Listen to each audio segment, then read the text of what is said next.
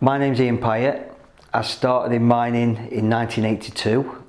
I finished in 94 with British Coal, but went contracting in 95 to 96 at Maltby Colliery. I first worked at Island Colliery, that closed in 87.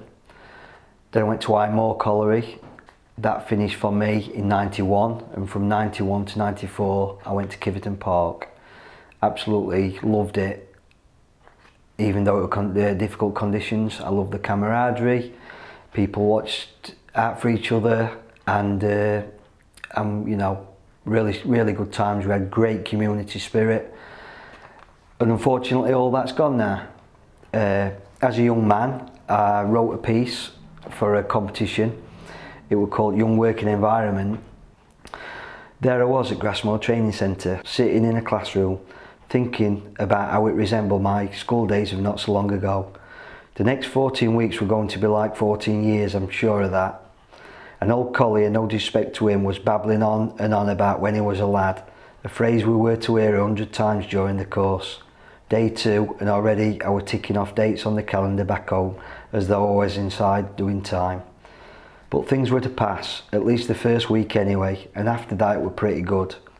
In their eyes, they were the adults and we were spotty 16-year-old kids. And then there were the ordinary colliers, teaching you and being one of the lads. I know you've got to learn discipline and safety, two of the most important aspects of working down the pit, but if supervisors took it with a smile on their face, they had far more respect and attention. Not long into my training at Grassmoor, I experienced broken solidarity within the workplace for the first time. The issue was over the nurses' pay claim. There was to be a day of action, a protest by the backbone of the country, the workers. I was naive then. I didn't realise that people could be so selfish and money mad, not working class people anyway. On the eve of the day of action in September 82, a stampede of young lads put in rest days. The day after, other lads were bragging about how they got into work, thinking how clever they were. Instead of keeping quiet, I tried to educate them in my own way, saying that people of our class should be united and support each other in conflict. My efforts were in vain. This was to be proved by trouble in our own coal industry, which led to a national ballot in late 1982. The issues were pit closures, early retirement and a call for a minimum wage. Many of my fellow trainees had fathers who were pit bomb solicitors. Don't worry son, they were closing this pit when I were a lad. Being so young, I had not noticed how the steel workers and dockers had been treated and how they'd faced closures and redundancies. I knew it wouldn't be long before it were our turn. And during the run up to the ballot, a campaign was led by our union leaders. A rally was to be held in Sheffield and a coach laid on. It was the 21st of October 1982 on a Thursday night. The response from the training centre was poor, with only one other trainee besides myself and a handful of supervisors. There was a little banter on the coach, but once inside the City Hall at Sheffield, the atmosphere engulfed me. It was packed solid, everyone in the same mood, and there was Arthur Scargill in brilliant form. Seeing him for the first time was a moment I shall cherish for life. I was carried along with his aggressive and direct speech and besotted by his charm and wit. It was breathtaking, and it was through this experience that I chose to get involved in the social side of working class life and to educate myself at the same time. The ballot passed, the result was disappointing, the lads forgot it as quickly as they had the nurses' dispute. Grassmoor Training Centre, with its 14 weeks of learning basic pit work, helped us to move from school kid to miner. But when we went from there to work down the pit, it was still a bit of a shock. However, as one of the old collier supervisors told us, without an induction course it would be like placing a chameleon on a chessboard. I was told to report to Island Colliery at 8 AM. I met the training officer there, a chap in his 50s wearing a neck collar, hence the nickname Brass Neck. He showed me around, got me some boots and workwear and a locker for my gear. He then informed me that I was to receive another 4 weeks training on the surface and a further 10 weeks underground. I never thought it was end, but at that time I didn't know what a practical and important lesson there was to be learning, finding out about pit work. My first job on the surface was in the baths with a chap who used to work at Arkwright Pit with my brother John. He showed me the ropes, but played on our John's reputation for being a good worker against me in order to make me work harder. Still, he wasn't as bad as some of the blokes who flitted from surface jobs as though we were buying tea from a pit canteen. I didn't hate that sort of man, but even with limited experience, I knew that jobs such as bath or lamp room attendant should have been done by injured men or men unable to work underground through ill health, not by young men scared of going in a cage or those with middle-aged spread who couldn't be bothered to work down a pit. Of all my surface jobs, baths, lamp room and stockyard, I enjoyed the baths because of the warmth and the lads who worked there, but the lamp room proved to be the most memorable because of the chargemen. Cunning, devious, bone idle, were all of these and more. One of the first things he told me was that if I was half the worker as my dad was, then I'd be a good lad. He then ordered me and another lad round from the comfort of his old armchair. One thing he had me doing was fetching his woodbines, and while I'd gone he'd throw 3 buckets of sawdust down on the floor for me to sweep when I came back. Then it would be obviously clean the racks and polish the oil lamps. Seeing the shifts change was a good laugh in the lamp room on days and afters. I would see the lads from school and from the estate, and men would ask me who my father was. Thus the nickname they gave me, Young Jim, as if I was half the man out my father was, etc, etc. Although it did make me feel proud. I wanted to earn respect by my own name and not as Young Jim. On the day shift I would see certain colliers stagger about that had been in the boozer a few hours before. On the after shift, everybody moaned about having to go down pit when the sun was on gas reg 9. One thing was for sure, even as early as my second week, I knew that Island Colliery had to be one of the friendliest pits in the country.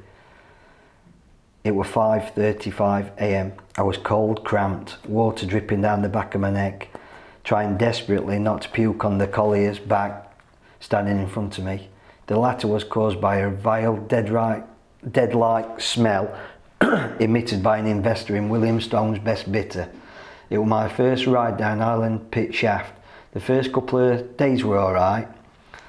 Looking back though, I can laugh, even at the expense of a quarter an hour of press-ups I did for a bet. I did the business, my opponent didn't, and he called me a sucker to the thunderous laughter of the other lads. Another time it was my turn to carry the haulage clip. They said I was to tell them if I got tired, but then they raced off ahead of me, leaving me to carry the clip for 1200 metres. After the first week it were pretty good. Then I was a trainee to 2 of the most hard-working blokes on the haulage. These 2, Dave and Gary, not only showed me the ropes, but were a great laugh, even though working in one of the most cold and miserable places down the pit. After only 4 weeks, I was to taste my first dispute at Island. A number of colliers from South Wales had travelled up to gain support against pit closures in Wales and Scotland. We held a meeting in the canteen on Tuesday the 1st of March 1983. The after shift voted to support them and went on strike for the rest of the week. It was a poor show of unity, not only by our area but on a national level. The following Monday we resumed work by 64-40 vote. I voted against the return. This reinforced my Grassmore experience that a high percentage of men, unless directly affected, would not stand up and fight for basic rights.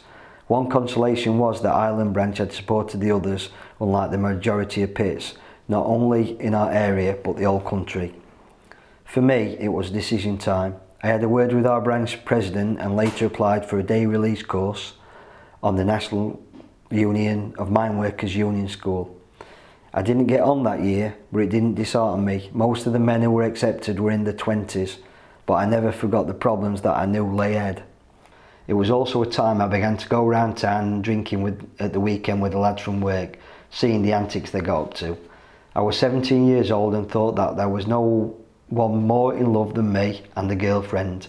Of course, whenever the lads saw me and her around town, I would get all the stick and ragging about never going out with the lads. The more you got your hair off with them, the more ragging you got. Christmas time underground was a most enjoyable and memorable time. On the last shift of the year, everybody bought food for their own particular party. At 10 AM on the dot, everybody stopped work, if they hadn't done so already, and sat down for the annual Christmas underground party. You won't believe the amount of food that was scoffed or the atmosphere that was created. Pork pies, sausage rolls, chicken, beef, pork cobs, pickled onion, Cheese, quiches, cakes, gatos, mince pies, you name it, they had it. And once the parties were all over, nearly every man would go out of the pit early to the nearest pub, finishing up going home drunk to a ragging wife, girlfriend or mother. These events might not sound important to some people, but if you haven't experienced what it would like to go down a pit, you can't relate to the good times enjoyed by in our young industrial working lives, whether it were down a pit, at the steelworks or in the foundries. I left school in 1982 to work down the pit, yet now that is almost unheard of. Teenage lads and lasses were forced onto schemes and had to take low-paid jobs, 5 days a week for £27, diabolical. At least working down the pit, if I was paid a decent wage, if not a fair one. But lads on these schemes or on the dole have missed out on a truly memorable transition from school kid to young man in a working environment.